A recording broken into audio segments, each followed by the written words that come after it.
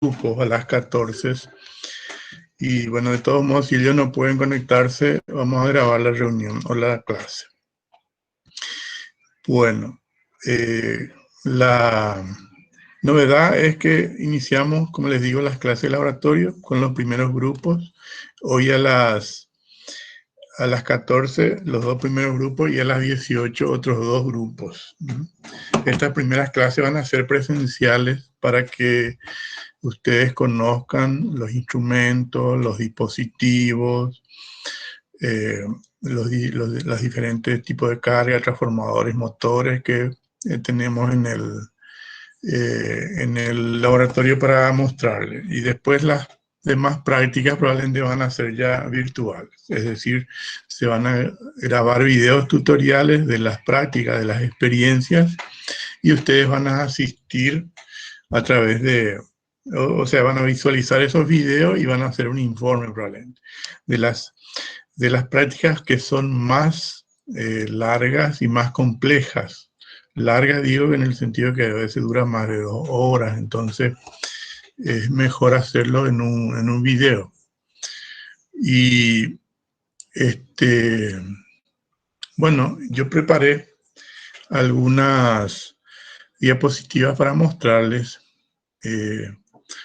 sobre leyes de Kirchhoff. Después, la primera práctica normalmente suele ser conocimiento y utilización de los instrumentos de medición.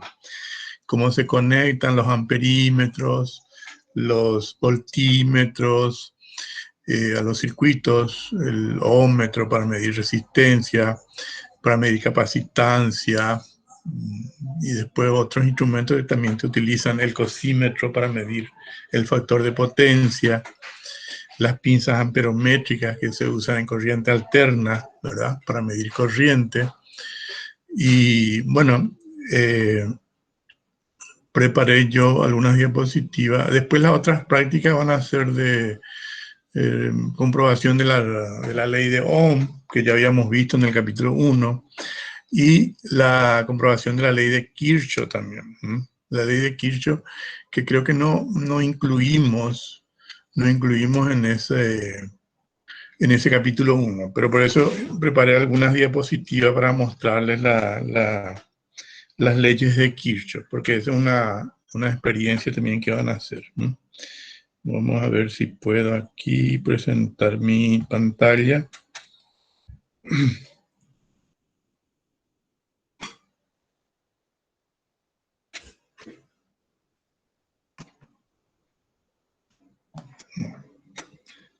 Todavía.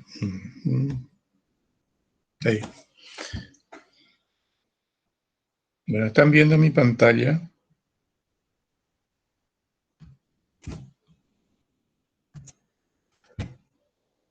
¿Se está viendo mi pantalla? Bueno, vamos a ver entonces las reglas de Kirchhoff. Vamos a hacer una leve introducción de las fuentes de corriente continua y alterna y pasamos ya a ver los circuitos de corriente continua. Bueno, un circuito, como habíamos dicho, consta normalmente de los elementos activos, o sea, las fuentes que suministran energía al circuito, y los elementos pasivos, que son las cargas, las que disipan energía del circuito. Las fuentes pueden ser de corriente continua o de corriente alterna. Las fuentes de corriente continua son las pilas, baterías o acumuladores de corriente continua, que el voltaje no varía en estas fuentes, no varía con el tiempo. Suministran un voltaje constante durante el tiempo. Los circuitos usuales que conocemos de corriente continua, por ejemplo, son los sistemas de cableado de los automóviles. Los automóviles utilizan la corriente continua para alimentar las diferentes cargas del automóvil, por ejemplo, ¿verdad? Las luces, la radio. Para el arranque mismo del automóvil, ¿verdad?, se utiliza un motor de corriente continua. Y para reponer la batería del automóvil, se utiliza un alternador, ¿eh? Un alternador que es un generador de corriente alterna que rectifica la onda, convierte en continua y repone nuevamente la energía disipada al arrancar el automóvil, la energía disipada en la batería. Después, bueno, y los circuitos de corriente alterna son todos los sistemas de distribución que tenemos en nuestras casas. En las industrias, los comercios, todos los sistemas de distribución son en corriente alterna por la facilidad, como habíamos visto, que brindan los transformadores para elevar o reducir el voltaje de la red. En los circuitos de corriente continua no se pueden emplear transformadores, solamente en circuitos de corriente alterna. Bueno, si no hay preguntas, voy a avanzar a ver las reglas o leyes de Kirchhoff. Hay dos reglas que nos permiten resolver circuitos relativamente complejos, ¿verdad? Aquellos que no se pueden reducir, aquellos circuitos que no se pueden reducir a una resistencia única equivalente. Por ejemplo, o también los circuitos que tienen más de una fuente. Dice, los circuitos o redes en las cuales las cargas, o sea, las resistencias, no forman agrupaciones sencillas, ya sea en serie o en paralelo, y en las cuales hay varias fuentes de corriente alterna o continua en paralelo o en serie, no pueden resolverse fácilmente. Entonces, Gustavo Kirchhoff enunció dos leyes, dos reglas que permiten resolver de manera sistemática los circuitos o redes que son relativamente complejas. Primero vamos a ver lo que constituye lo que es el nudo de un circuito y después lo que es una malla de un circuito. Nudo de un circuito o de un punto de la red es un punto donde concurren tres o más conductores de la red a ese punto. O sea, un punto de la red donde concurren tres o más conductores. No, si son dos conductores nada más, no es un nudo, ¿verdad? Porque solamente cambia de dirección la corriente en un, vamos a decir, si concurren dos conductores. Pero si hay tres conductores, entonces las corrientes, como en este caso, ya entran y salen del nudo con diferentes valores y sentidos a veces. ¿Está claro hasta ahí? ¿Se entiende lo que es un nudo? Sí, profe. O nodo también le dicen. En el nudo siempre se conserva la carga, es decir, todos los electrones que entran deben salir por otros conductores, ¿verdad? Por eso la regla de los nudos dice que la suma algebraica con sus signos, ¿verdad?, de las intensidades de corrientes que se dirigen hacia el nudo es cero. Para eso hay que ponerle signo a las corrientes que entran y a las corrientes que salen. Normalmente las corrientes que entran se les asigna el signo positivo y a las corrientes que salen el signo negativo. De tal manera a hacer la suma algebraica. Acá está la expresión matemática de la regla de los nudos, que no es otra cosa que el principio de conservación de la carga, ¿verdad? Dice la regla, si en n nudos de un circuito, si se tienen n nudos de un circuito, se pueden plantear n-1 ecuaciones independientes mediante la regla de los nudos. La enésima ecuación ya va a ser una ecuación dependiente de las otras, ¿verdad? No va a ser independiente. ¿Cómo identificamos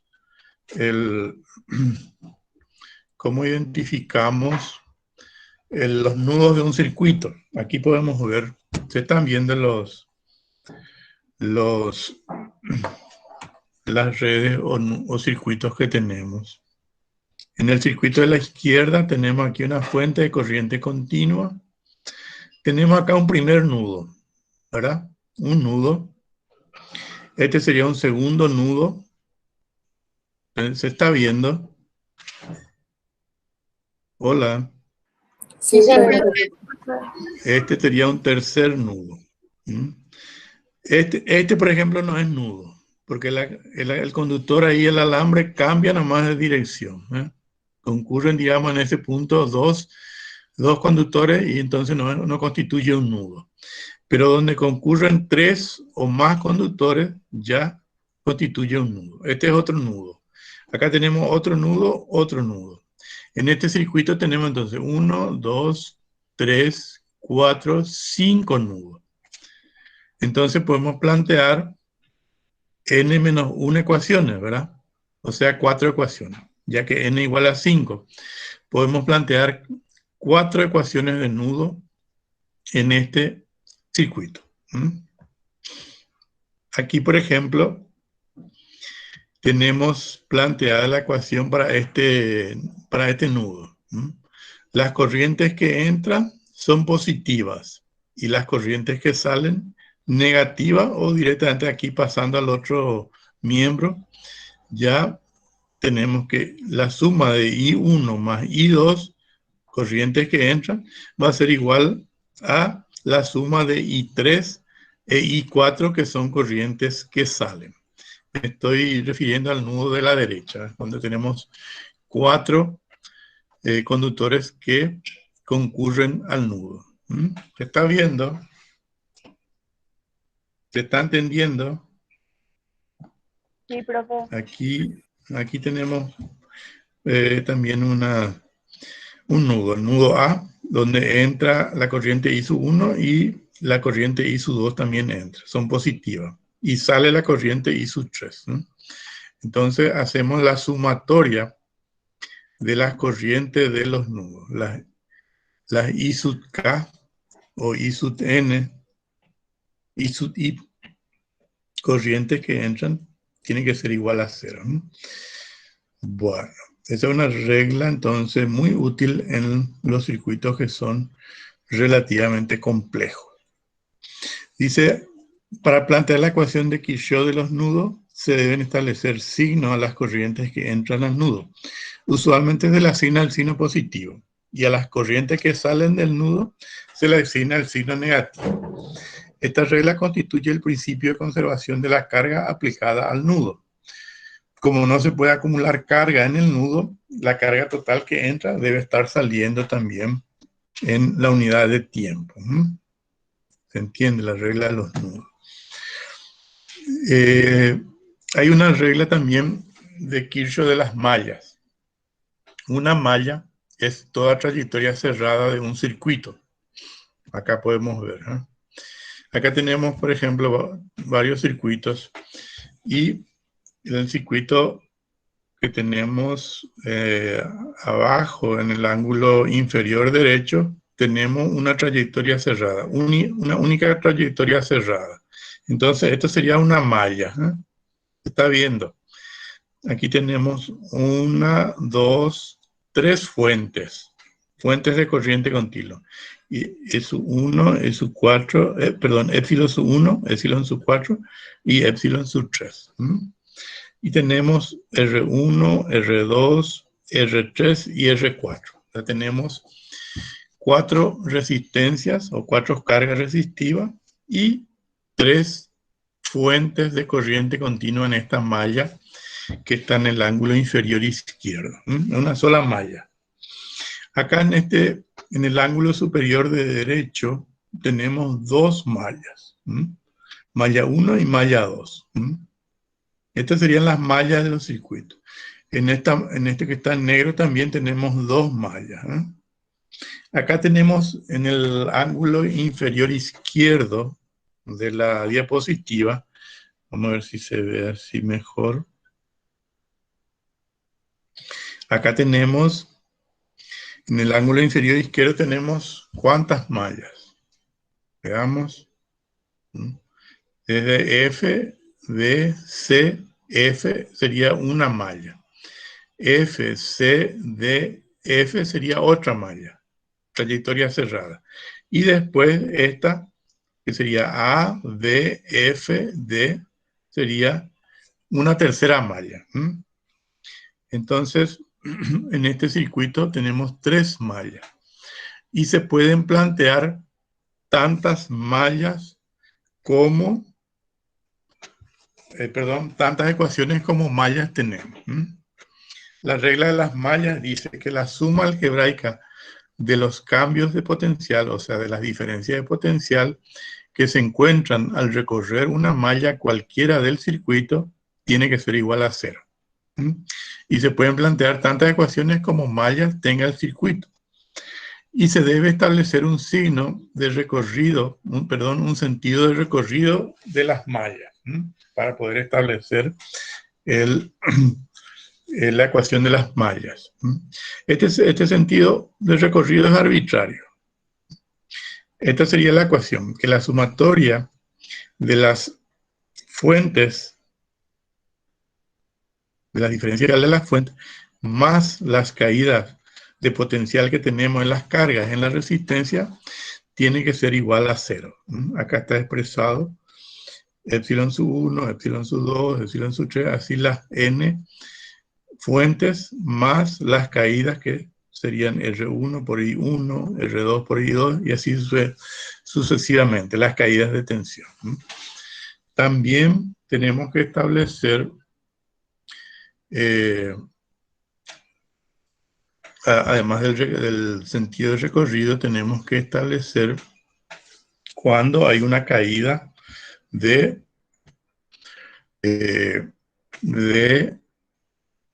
tensión en la resistencia. Por ejemplo, aquí. Aquí, por ejemplo, se está viendo el circuito, la malla en el ángulo inferior derecho, que hay una sola malla. Si yo recorro en el sentido de esta flecha que está en rojo, supongamos que inicio aquí. Se está viendo dónde voy a iniciar, en el nudo sobre R4. Se está viendo. Si yo inicio el recorrido aquí, ¿qué me encuentro primero? Me encuentro una fuente, epsilon sub 1. ¿Se está viendo? Sí, profe. Bueno, entonces aquí yo paso de un potencial positivo, porque este es el terminal positivo, de acuerdo a la nomenclatura, la línea más larga, este sería el potencial positivo. Yo paso de un potencial positivo a uno de menor potencial. ¿Sí? Entonces yo tengo una caída de potencial en este recorrido, digamos. Y esa caída es igual al valor de la fuente. Si esta batería vale 12 voltios, yo paso de un potencial de más 12 a un potencial negativo, ¿verdad? Acá sería entonces menos. Una regla práctica es ponerle signo acá. Acá el signo menos, entonces yo pongo menos es 1, porque hay una disminución del potencial aquí. Luego me encuentro una resistencia. Esta R1. La caída que voy a tener aquí va a ser I1 por R1. También voy a tener una caída de potencial porque mi recorrido es de izquierda o en el sentido antihorario, perdón, en el sentido horario. En el sentido horario o de las manecillas del reloj. Entonces, recorro en este sentido y hay una caída de potencial aquí en esta resistencia R1. Y la caída va a ser I1 por R1. Entonces pongo menos I1 por R1 porque está cayendo el potencial también. Hay una diferencia de potencial negativa aquí. Aquí también es negativa. Entonces, menos epsilon sub 1, menos R1 por epsilon sub 1. Después, aquí tengo aquí una corriente I2 que sube, dice. Está viendo, aquí la corriente no coincide con el sentido de recorrido.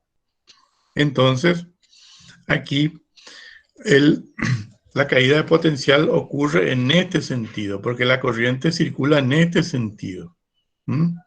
Y yo paso de un potencial mayor hacia un potencial menor, porque aquí cae en este sentido, en el sentido de la corriente cae el potencial.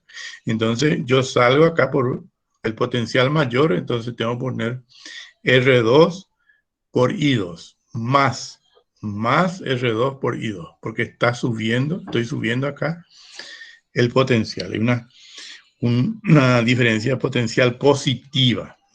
Al no coincidir el sentido de recorrido con la corriente, yo paso hacia un potencial de mayor valor, más alto.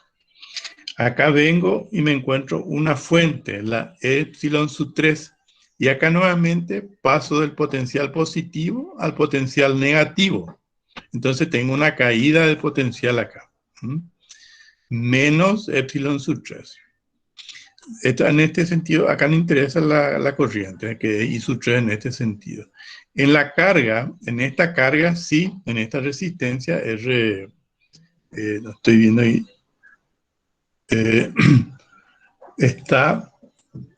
estoy pasando de un potencial mayor a uno menor. Entonces va a ser IR3 y I3 por la resistencia, en este caso, la resistencia R4, R3 creo que. ¿Se entienden? Paso a un potencial mayor. Más I3 por R3. Y nuevamente epsilon sub 4. Aquí en epsilon sub 4 se puede ver que paso de un terminal negativo a un terminal positivo. Entonces subo. Hay una subida de potenciales en epsilon sub 4. Porque paso de un terminal negativo a uno positivo. Entonces pongo más epsilon sub 4. ¿Me entiende? Esta regla práctica está aquí. Yo les voy a alzar estas diapositivas en el aula con un ejercicio de aplicación de la regla de Kirch. De todos modos, ustedes van a comprobar esta regla en el laboratorio. Van a armar un circuito, una malla, por ejemplo, o un nudo, y van a medir las corrientes para comprobar la velocidad de las reglas de Kirchhoff, ¿verdad? Como regla práctica para la regla de las mallas, se puede decir que si durante el recorrido de la malla se atraviesa una fuente, una fuerza electromotriz, el signo de la diferencia de potencial va a ser positivo por el cual se sale de la fuente. Es decir, perdón, será el signo por el cual se sale de la fuente. Es decir, si salgo por el signo, por el terminal negativo, es negativo. Y si salgo por el terminal positivo, es positivo el signo de la fuente en el circuito.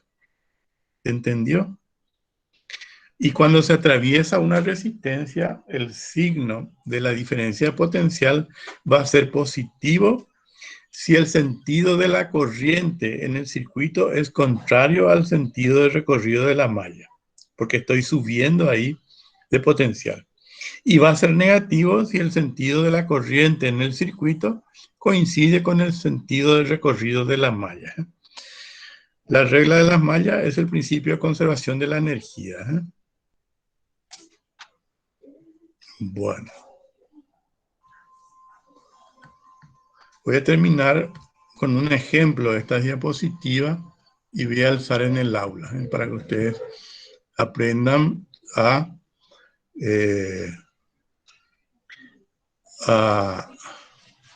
establecer las ecuaciones de Kirchhoff.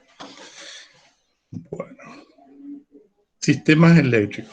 Le hice aquí una breve exposición sobre los sistemas eléctricos o redes eléctricas. ¿Están viendo la pantalla? Sí, profe.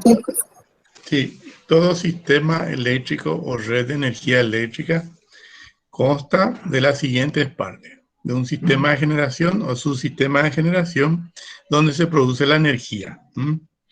Son las centrales que alimentan el sistema de generación constituye todas las centrales que alimentan al sistema eléctrico.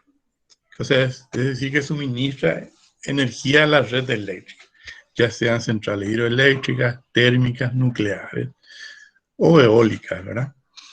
En nuestro país, nuestro sistema eléctrico está alimentado por 3 centrales hidroeléctricas. Solamente tenemos 3 fuentes de generación.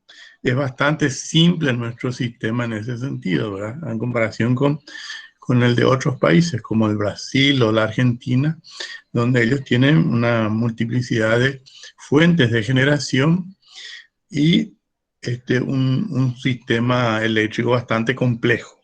El Brasil también tiene un sistema muy complejo, ¿verdad? Tiene cientos de centrales que alimentan a su sistema, ¿verdad? Y todo está interconectado de tal manera a poder tener confiabilidad. Vamos a ver estas diapositivas. Después existe un subsistema de transmisión o de transporte de la energía. Desde las centrales de generación hay que transportar las energías hasta los centros de consumo. Los centros de consumo constituyen las grandes ciudades o las ciudades industriales, los parques industriales. Acá nosotros tenemos la ciudad de Villeta, por ejemplo, varias industrias que están instaladas, hay varias, digamos, instalaciones industriales donde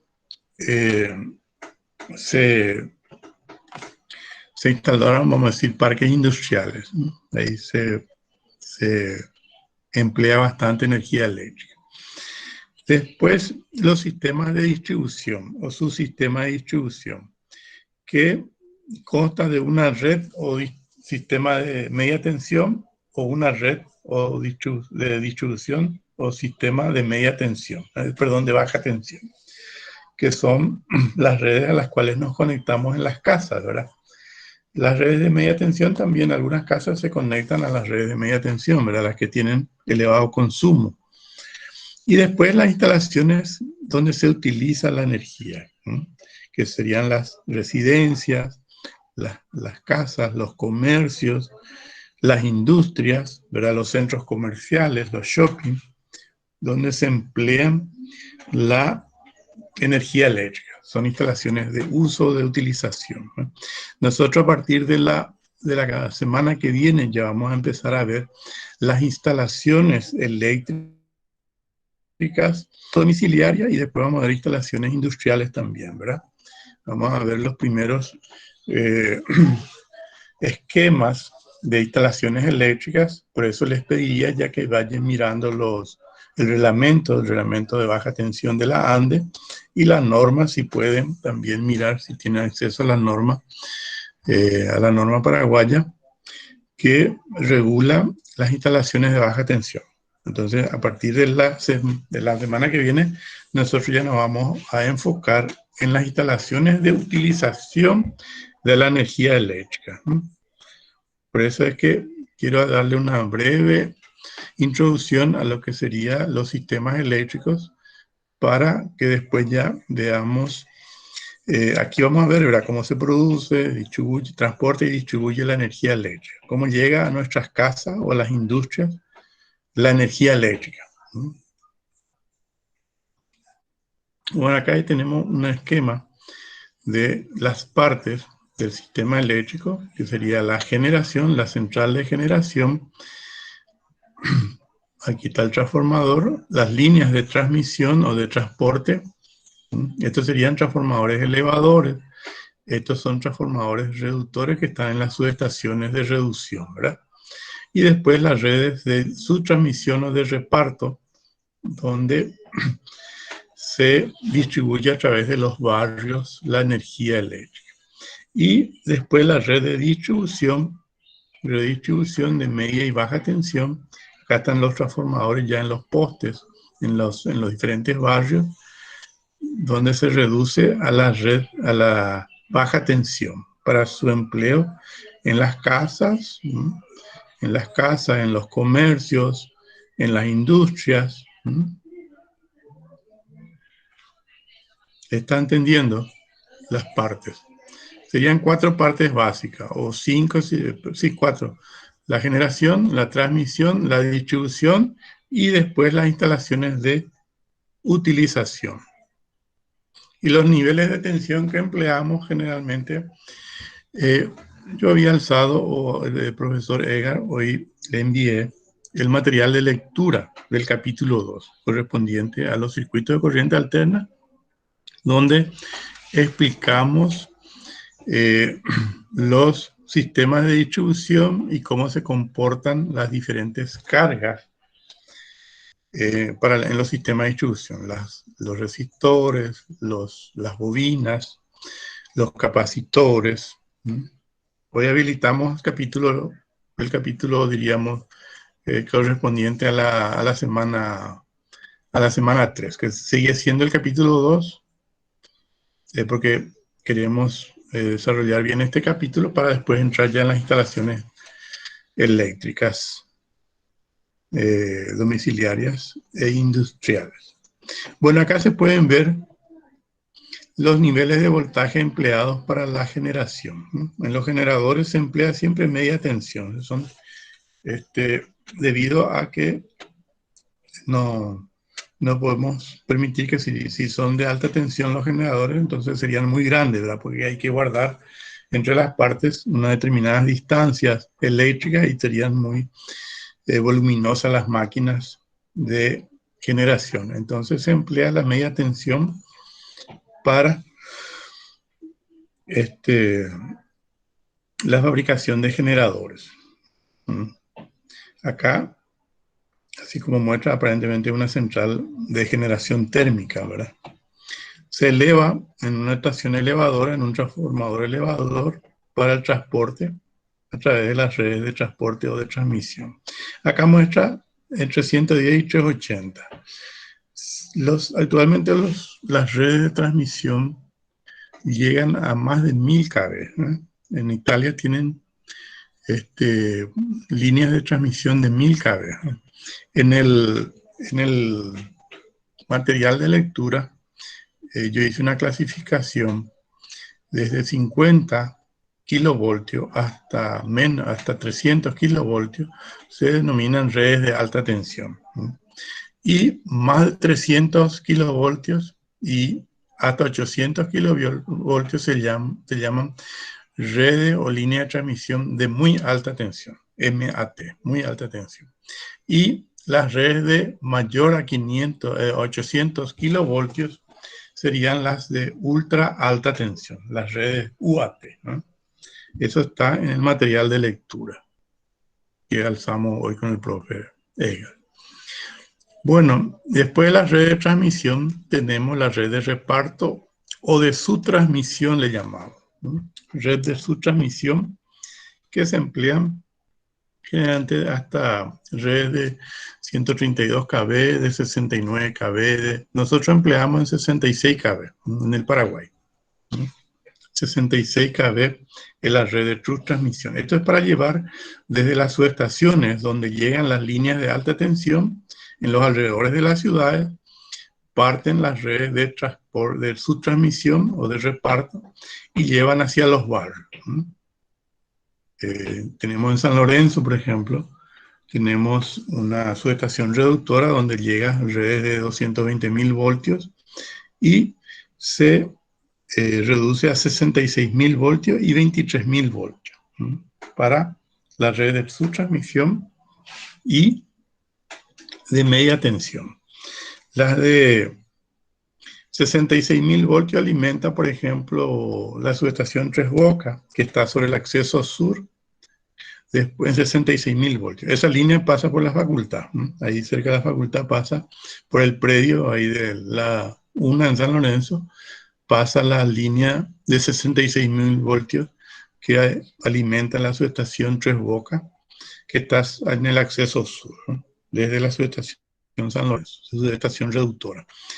Y después parten otras líneas hacia Villamorra, subestación Barrio Parque, subestación Villa Aurelia, que está en el barrio Villa Aurelia de Asunción, y a otras otros barrios también, ¿verdad?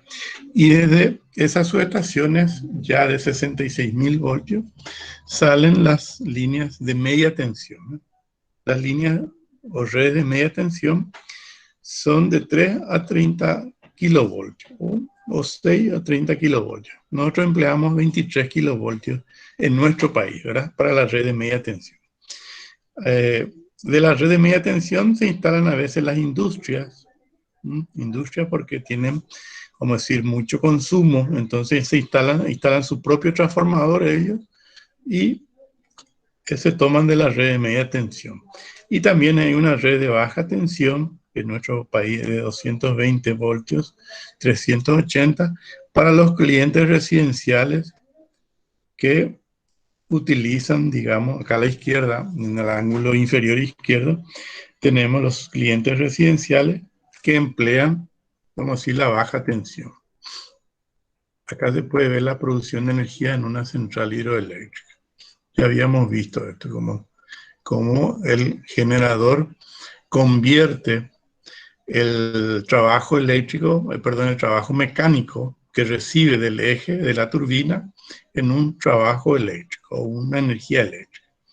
El agua le entrega la energía mecánica en forma de energía cinética y potencial a la turbina que a través del eje lo transfiere al generador y el generador lo convierte en corriente alterna. Acá hay un esquema de una central térmica. Aquí se quema un combustible a partir del calor, se quema un combustible en la caldera, puede ser fuel oil, gasoil o algún otro combustible que se quema en la caldera y se calienta agua. Se calienta agua, se produce vapor de agua en la caldera y ese vapor de agua se lleva, vapor de agua a alta presión y alta temperatura y se expande en una turbina de vapor, acá de la derecha. Tiene una turbina de vapor que convierte en un trabajo mecánico el trabajo que le entrega el vapor, digamos. Convierte la energía del vapor en trabajo mecánico y entrega a un generador eléctrico, un alternador para su transporte a través de las redes de transmisión o de transporte hacia los centros de consumo. La corriente alterna o la corriente eléctrica tiene la gran ventaja que se puede transportar a grandes distancias con las redes de transmisión, ¿verdad? Y después se vuelve a convertir en otras formas de energía. Y bueno, aquí después el agua se vuelve a condensar para bombear nuevamente a la caldera. Este es el ciclo de una central térmica. Y tenemos los parques de generación eólica, que emplean la energía cinética del viento, la velocidad del viento, convierten en energía, en trabajo mecánico en el eje del generador, ¿verdad? Este es un generador, es una dínamo, un generador generante, o puede ser también alternador, un generador de corriente continua y carga batería. Carga baterías, se acumula la energía en bancos de baterías para luego utilizar. Bueno, ya los paneles solares, acá están. Acá tenemos los paneles solares que se emplean, o paneles, vamos a decir, estas serían centrales, se llaman fotovoltaicas, pues son paneles fotovoltaicos en realidad, que debido a la incidencia de los rayos solares, convierten en una corriente eléctrica que se acumula también en bancos de batería. En el futuro nuestras casas probablemente van a ser así, ¿verdad? Que van a ser autosustentables, o sea que van a emplear, van a producir, digamos, la energía que se consume en la casa. Ya no van a necesitar tomar de la red, sino que van a tomar directamente de la energía solar. Bueno, acá yo escribí, alguien me había preguntado me parece, en la clase pasada, sobre la generación de energía eléctrica en Paraguay. Nosotros tenemos un superávit sí, recuerdo ahora, porque usamos 3 máquinas nomás de Itaipú y no usamos las 10 máquinas paraguayas, la energía que producen las 10 máquinas paraguayas. Era por el tamaño de nuestro sistema, ¿verdad? Por el bajo consumo que tenemos, digamos, un país todavía subdesarrollado, principalmente no tenemos industrias que consumen mucha energía como otros países, entonces el consumo es básicamente residencial o comercial, ¿verdad? El industrial es todavía, el consumo industrial es todavía reducido. Entonces tenemos todavía un margen de energía, un superávit, vamos a decir que acá muestra la reserva que tenemos hasta el año 2025, que se va a ir reduciendo a medida que, acá no están los años, pero si este sería el 2013, 14, 15, nosotros ya estábamos por aquí más o menos, por aquí, ¿verdad? Se va a ir reduciendo. En realidad va a durar más tiempo, ¿verdad? Aquí dice que solamente vamos a tener el 17% en el 2025. Depende eso de la instalación de las industrias, ¿verdad? Si vienen muchas industrias electrointensivas que consuman mucha energía, entonces el margen se va a ir reduciendo más rápidamente. ¿Está entendiendo? Bueno, Sí, el profe. subsistema, ¿sí? Escucho. Sí, se entiende, profe. Ya. No, Bueno, le sí. quedó claro ahí. Hay un superávit todavía de energía. Nosotros, en ese sentido, digamos que somos una nación beneficiada con el río caudaloso que tenemos, el Paraná, limítrofe con el Brasil, donde se puede producir todavía mucha energía, ¿verdad? Hay otros proyectos, la central de Corpus, que está entre la central de Itaipú y la central de Yacyretá, que también puede suministrar mucha energía. No necesitamos nosotros quemar combustible, por ejemplo, como los bolivianos o los argentinos, ¿verdad? Y también los brasileros que emplean energía eléctrica también de fuentes térmicas, es decir, de la producción de centrales térmicas. Bolivia, por ejemplo, utiliza mucho el gas natural y los hidrocarburos derivados del petróleo para producir energía eléctrica, porque no tienen ellos ríos caudalosos que puedan producir, vamos a decir, mucha energía de origen hidroeléctrico, como tenemos nosotros. En ese sentido, tenemos, vamos a decir, la suerte de poder contar con una fuente de energía renovable que es el río Paraná, ¿verdad? El río Paraguay no da para poner una represa. ¿Por qué les parece que el Paraguay no da para hacer una represa, por ejemplo, y producir energía? ¿Mm? ¿Cuál es la característica del río Paraná que hace que pueda emplearse para producir energía eléctrica y no así el río Paraguay? ¿Me están escuchando? ¿Mm? Hola. Sí, Sí, profe. No se les ocurre. Una de las características del Paraná es que corre bastante rápido, una velocidad, es caudaloso y además la velocidad del flujo de agua es elevado, ¿verdad? Por eso, por el desnivel que tiene. Tiene mucho desnivel por los saltos, ¿verdad? Entonces, se puede aprovechar para construir represas y no se inunda, vamos a decir, una gran porción. Si bien es grande el lago de Itaipú y Yacyretá, pero imagínense si construimos una represa sobre el río Paraguay, que es bastante plano, no tiene mucha caída, mucha pendiente, se nos va a inundar todo el Chaco. Una represa de 20 metros nomás y toda la región occidental va a quedar bajo agua. Porque el Chaco es muy plano, ¿verdad? Hay muy poco desnivel y gran parte también de la región oriental, ¿verdad? Porque el río Paraguay es un río muy plano. que si hacemos una represa ahí de algunos cuantos metros, va a subir el agua y va a inundar toda la región occidental probablemente. Entonces no da para construir una represa para un aprovechamiento hidroeléctrico del río Paraná, el río Paraguay. El río Paraná sí, da para construir otras centrales, además de las dos que ya están, que son Itaipú y Yacyretá. Se puede construir la central de Corpus, porque es un río encajonado, ¿verdad? Que corre con mucha pendiente, encajonado en un curso de piedra, ¿verdad?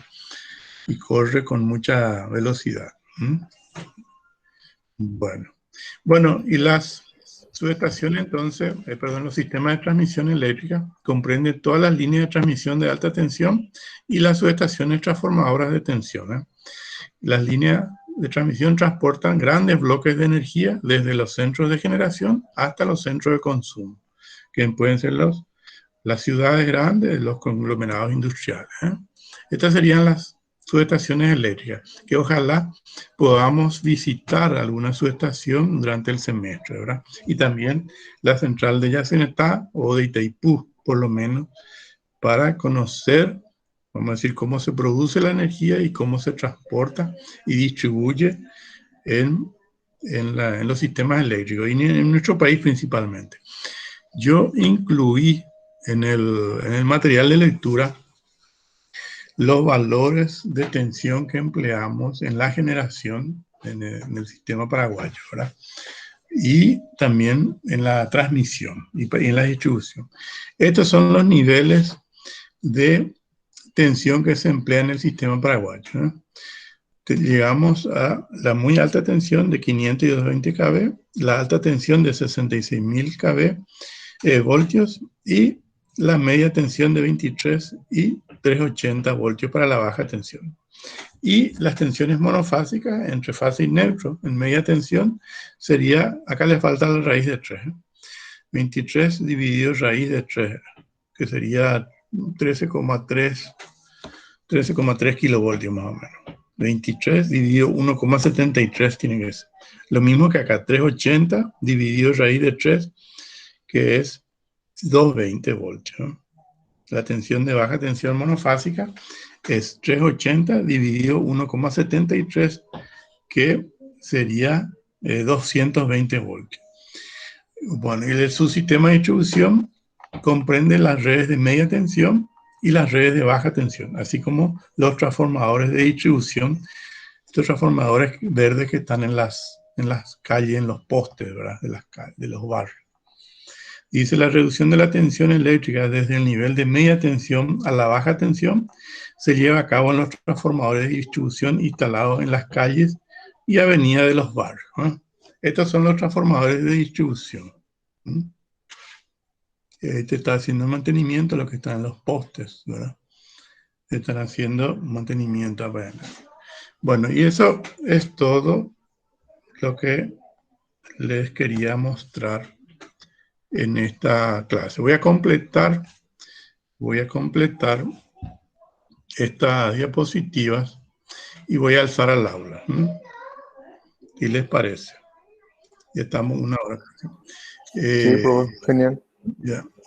Como les digo, habilitamos los materiales de la tercera semana, que si bien todavía no cambiamos de capítulo, fuimos enriqueciendo con los materiales de lectura.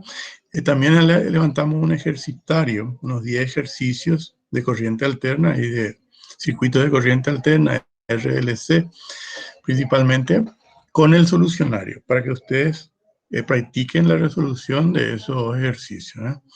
Y para la clase siguiente, como les digo, ya vamos a entrar a hacer instalaciones eléctricas. Vamos allá leer el reglamento, por eso les pido que ustedes se preparen, miren el reglamento de baja tensión de la ANDE, que también está en nuestra aula. El pliego de tarifa también podrían ver, ahí hay mucha información. Y vamos a entrar ya a hacer las instalaciones eléctricas. Cómo se hace la instalación eléctrica de una casa y los diferentes dispositivos que empleamos. Si hay alguna duda, estamos para aclarar sobre lo que se expuso, ¿sí? Sí, profe, yo quería preguntar nomás si es que esa estimación o sea, hasta 2025 más o menos, que me decís que tipo tiene más tiempo para Paraguay, para la energía de Paraguay, ¿verdad? Eso porque, o sea, por el caudal del río se No, estima por cómo. no, es por la previsión de la demanda. Viste que va creciendo la demanda en el país en un promedio aproximadamente de 10% anualmente. Cada año crece un 10%. Si ahora, por ejemplo, estamos usando unos 4.000 megavatios, bueno, el año que viene unos 4.400 y así sucesivamente, va subiendo. Nosotros tenemos una disponibilidad en Itaipú, la potencia total es de 7.000 megavatios en Itaipú. ¿Por qué? Con las tres 7.000, turbinas. sí, 7.000 es de las máquinas brasileras que ellos llevan todo, ¿verdad? Y también llevan parte de la energía que producen las máquinas paraguayas, porque nosotros no utilizamos, ¿verdad? Nuestro sistema, como les decía, todavía es reducido, no tenemos industrias que utilizan mucha energía. Esa es una pregunta, me parece, en el cuestionario. No sé si miraron los cuestionarios. No tenemos todavía industrias que empleen mucha energía. Nuestro consumo es básicamente residencial y comercial. Y a medida que vayan instalándose industrias que emplean de uso intensivo de la energía eléctrica, entonces sí, vamos a emplear más energía que le corresponde al Paraguay. Mientras tanto, parte de esa energía que le corresponde a Paraguay es cedida al Brasil eh, para uso en el sistema brasilero, ¿verdad? El Brasil paga por esa energía, paga a Itaipú por el precio de la energía y además paga al Paraguay unas compensaciones por cesión de energía, ¿verdad? Pero a medida que vamos usando más, van a ir reduciéndose esas compensaciones porque ya vamos a usar nuestra energía. Y lo mismo ocurre con Yacyretá, ¿verdad? Yacyretá, si bien no tiene todavía no hay demasiada energía disponible, porque son 20 máquinas de 150 megavatios, y ahora se están instalando otras 3 máquinas en el brazo Añacuabra para aumentar la potencia de esa central. También ahí nosotros nos corresponde el 50% de la energía producida por las máquinas de Yacyretá, ¿eh? Y por eso es que tenemos, vamos a decir, un superávit todavía de energía que nos va a aguantar dependiendo de cómo crece la demanda. Nos puede aguantar hasta el 2025 o puede ir más también, ¿verdad? Si es que no crece demasiado la demanda. Pero después tenemos que pensar ya en fuentes alternativas, ¿verdad? Si no se construye la central hidroeléctrica de Corpus, que va a estar a la altura ahí de más o menos de, creo que de Naranjalos, María Auxiliadora, es una población que está cerca de la ruta sexta. O sea, va a estar entre Itaipú y Yacyretá, ¿verdad? Ahí por María Auxiliadora más o menos, la central de Corpus. Esa central, si no se construye, entonces tenemos que ver otras fuentes alternativas, ¿no? Para seguir atendiendo el consumo o la demanda de energía en nuestro país. De hecho, tenemos que pensar ya en fuentes renovables, ¿verdad? No podemos pensar nosotros en quemar gas natural o petróleo porque eso no tenemos. Y por otro lado, cada vez las regulaciones ambientales son más rigurosas, ¿verdad? Entonces tenemos que pensar en fuentes renovables, o sea, en energía eólica, parques eólicos y también en parques de centrales fotovoltaicas, ¿verdad? No hace mucho Chile, creo que, o Bolivia instaló una de las más grandes centrales de energía solar aquí del continente. Y nosotros tenemos que ir hacia ahí también, ¿verdad? En el Chaco. En el Chaco se pueden instalar y también centrales, vamos a decir, solares que utilizan la energía solar y también los parques que utilizan la energía del viento, ¿verdad? Tenemos que pensar hacia ahí, no ya pensar en centrales térmicas donde se queman combustibles fósiles, ¿verdad? Porque de hecho se está acabando el petróleo, se va a llevar un momento que se acabe y después contamina mucho, ¿no? Contamina mucho el monóxido y el dióxido de carbono, ¿no? Por el efecto invernadero. No sé si respondí tu pregunta. Kevin. Sí, de hecho, así, abusivo. Muy bueno, se entiende seguro. O sea, Bueno, atiende por la demanda el tema. sí, exactamente. Nuestro consumo todavía es reducido, no, todavía no usamos todas las máquinas que nos corresponden, ¿verdad? Tanto en Yacyretá como en Itaipú. Genial, profe, Así gracias. es. Bueno, perfecto. No sé si hay alguna otra pregunta. Yo les voy a estar escribiendo, avisando las novedades, recordándoles que vamos a entrar ya en instalaciones eléctricas. Voy a ir alzando ya los materiales de lectura, las diapositivas, los videos, para que ustedes ya vayan mirando y mañana podamos ya diseñar una instalación eléctrica de una casa, primeramente, y después de una industria. Y, por supuesto, ejecutar, ¿verdad? Hacer el diseño y ejecutar. En el laboratorio también van a ver, vamos a decir, hay una práctica ahí de instalaciones eléctricas y para que después en la vida profesional ustedes puedan, vamos a decir, ya sea trabajar en ese rubro o hacer algunas reparaciones en sus casas, ¿no? Bueno, si no hay otra pregunta, vamos a parar la grabación. ¿No hay preguntas? Hola. Creo que no, profe. Bueno, entonces voy a detener la grabación y nos vemos en la próxima vez, ¿eh? Hasta luego para todos. Perfecto. Hasta luego, profe. Mañana tu clase Chao, práctica. profe. Chao, chao, chao. Gracias. Hasta luego, brother. Okay, Gracias, adiós, adiós. Chao, Chao, chao. chao. Adiós.